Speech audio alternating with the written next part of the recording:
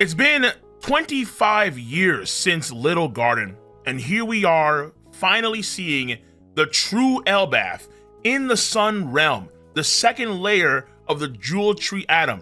And this shot was incredible. I honestly got like a little bit emotional because just seeing Elbaf for the first time and thinking about the journey it took to get here, not only within the story itself, but also in real time. It's been 25 years since Little Garden again. Whether or not you like where the story is going, you just have to respect the fact that here we are, and it's still some of the most extravagant, it's still some of the most breathtaking content to look at. This chapter, all it is just world building and story plot progression, but something about it just hit the soul. It was absolutely beautiful seeing Elbaf, and I cannot wait for like a colored version of this. I cannot wait for the anime to get to it and really show the depiction of it in the anime version.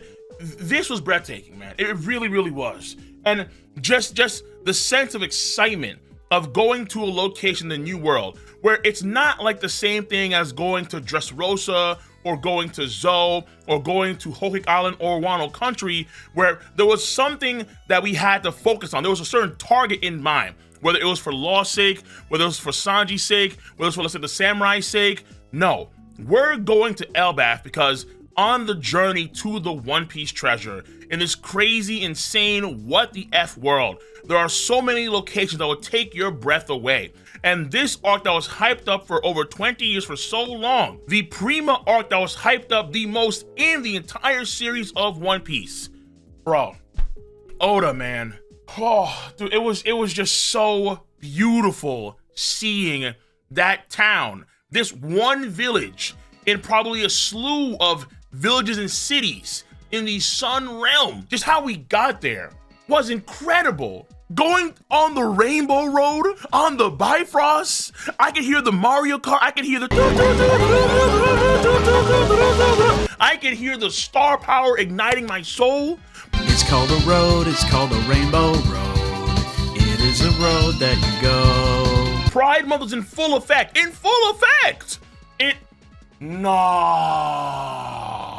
Just seeing the reactions of Luffy, Usopp, and Chopper at the end episode, at the end of the chapter. Wait, did you guys just ride a rainbow?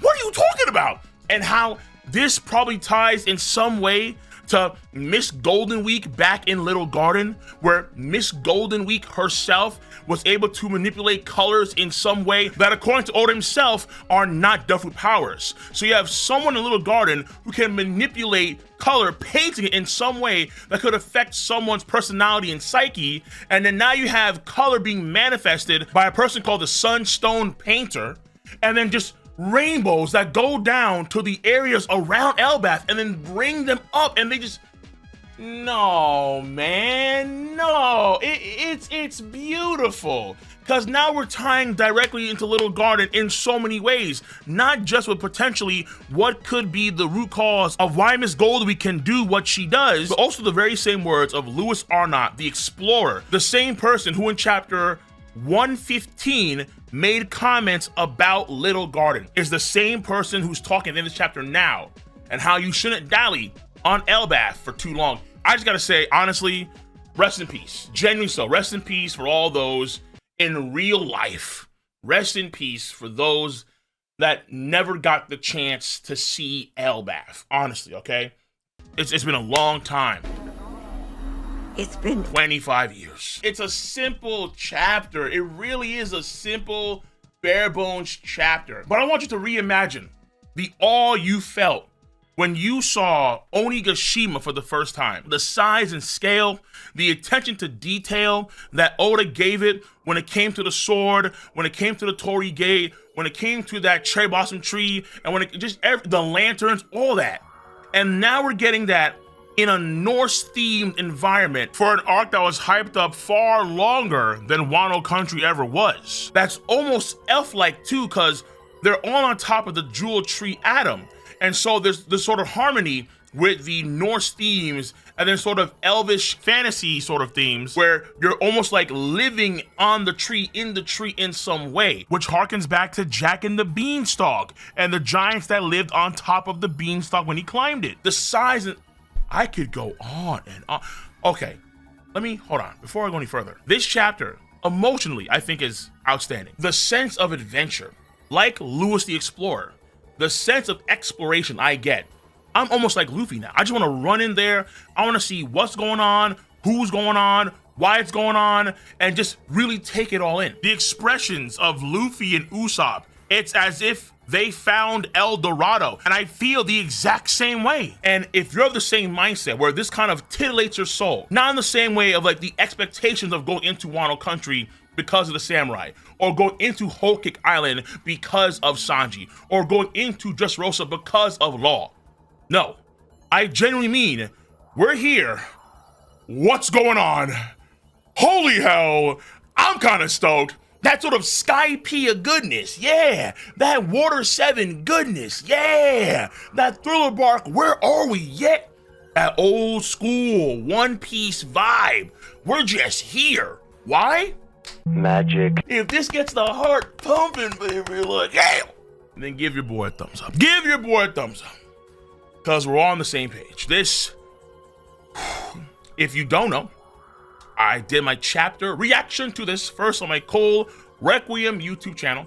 And of course, the entire full stream talking to my tier 3 guys on my twitch.tv channel about the chapter. Not only does this chapter have Shanks, and then we see the future of One Piece, the future main character of Two Piece, undeniably. Not only do we have these really damn funny moments where we're seeing Road get destroyed, Elbaf speared by Goldberg and Gerd, we have Sanji, who instead of witnessing this actual heaven in front of him, the shocking scene of Elbaf, he is snuggled up. So you have these undeniable, well, if you have a good sense of humor, that's a prereq for sure, but the world building, we're riding rainbows, we're on the Bifrost, bro.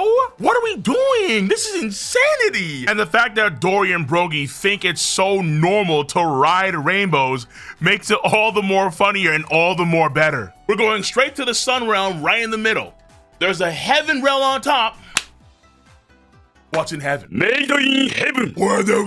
What's in heaven? There's a Heaven Realm on top. There's a Dead Realm in the bottom, and then there's the Sun Realm, like let's say the Midgard version, in the middle. Yeah, Asgard on top, Helheim at the bottom, Midgard right in the middle. And the world building continues and expands. Like I've been saying for a while now, Oda is going to, at times, butcher the sense of scale of this arc. In the last chapter, we saw it with, let's say, Goldberg and the Sun Ego. Though in this chapter, it looks a lot bigger, so I think he kind of fixed it up.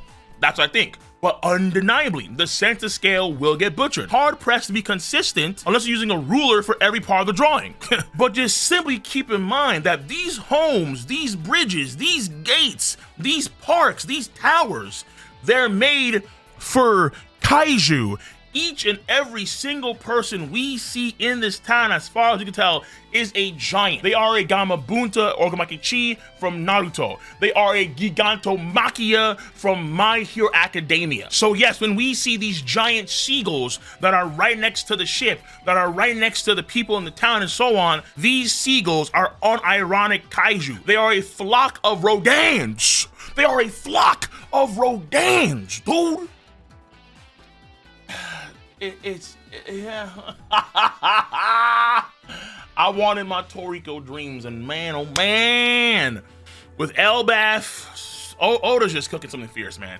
He's cooking something fierce, and to know that when we see this shot of Elbaf and we get this dialogue about it, it's only one of these towns, one of these villages that exist in this area, and there are so many more just like this throughout the entire Sun Realm area. And when we go to one of the jungle areas that we're seeing, this gigantic, just big, you know, a bear that fought against King Kong and they called it a draw? Yeah, that's that sort of bear. Well, we see a dude in silhouette. Classic Oda fashion. Classic. Is he Lewis? Is he Gabon? Is he the person that we see with Crocus in the chapter 631 cover page? Likely the person that we see at the end of chapter 1124? That silhouette? Who is this individual? Who is this man or woman? And just to continue showing the sense of scale of things, what do we see? This silhouette, this person, next to a bunch of flowers, while there's a gigantic mountain-sized bear in the distance waiting for Godzilla to pull up because this bear and Godzilla have the same frequency. So it's gotta be a kaiju battle. He's just waiting, bro. This is the great mythical ancestor of Winnie the damn Pooh. By the way, silhouette guy. And all he's doing right now is playing A Bug's Life. It's riding the Bifrost, the excitement. Luffy making a deal with Loki. Probably got tricked in some way by Loki to do some weird shenanigans. Will I do a review on this chapter? Nah, not really, because I think that for the most part, it's just my theories and my excitement and just because it has to captivate your soul, right? As a One Piece fan, this chapter has got to captivate your soul in some respects. Unless you were never hyped for Elbaf, even though Little Garden exists, unless the giants for you are just whatever, and you believe this arc is gonna be a very short arc, which I have no idea how you can say that. Nothing about this arc is short, and that pun is intentional, bro. Just going to one house and one house alone is gonna probably take up at least 3 chapters, bro. Just to cover the ground for that one house, bro. In terms of pace, this chapter is pretty fluid, and I loved seeing that Oda had the 2 parties reconverge again. That was great. Oda forgot this side. No, Oda spent a lot of time with Robin's party and a lot of time with Luffy's party. In fact, Luffy himself separated from his own party, and then he came back to them. He just got zipped over by an owl from Gahul, Giganto Gahul. The ship is literally there with them, which is great. It can be ferried around and carried by giants, so the Sunny Go has more chances to be in the experience. The chapter, pacing-wise, is good. In terms of character, Gerd and Goldberg's The Test for Rondo was interesting, but not a big deal. The giant kid Colin, that matters. His dad's in his life, so he's not like Yasopp. He's still there. Kudos to him. But the progression. Oh God, man. The progression captivated my soul. It is a really good return to form by Eiichiro Oda. No break, thank goodness. And I'm just excited. This chapter it feels like an 8.5 or 9 out of 10. In reality, it's more like a 7.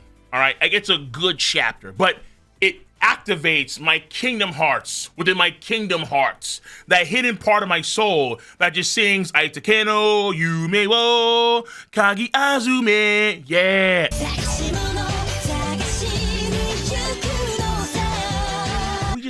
We just in the vibes. Will there be enemies and adversaries and crazy fights and all that? Of course. But One Piece ain't regular Ragnarok. It's not a JJK. One of the cornerstones of this story that makes it so damn good is the world building, is the exploration. It is the adventure. Bro, it's the adventure. Yo. Here it comes. This might be one of my favorite starts to an arc of One Piece of all time. In the first, 5 or 6 chapters of quote-unquote start, this is, I think, one of my favorites.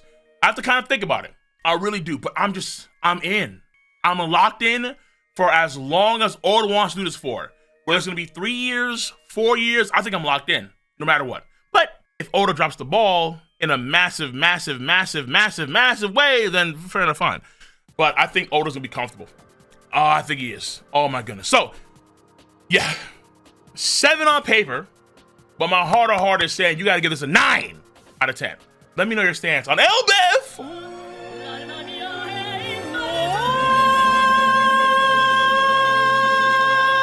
Let me know your stance on Elbaf. If you enjoy your boy's video content, make sure to give it a thumbs up, subscribe to the channel, click on that bell to join the notification. Easy. I'm giddy, I'm emotional, my mind is racing. I'm gonna see you guys on the flip side. There are videos absolutely to come for Elbaf. I'm gonna see you cats later. Peace out, stay safe. Boom. Have a nice one. See you. Bye bye.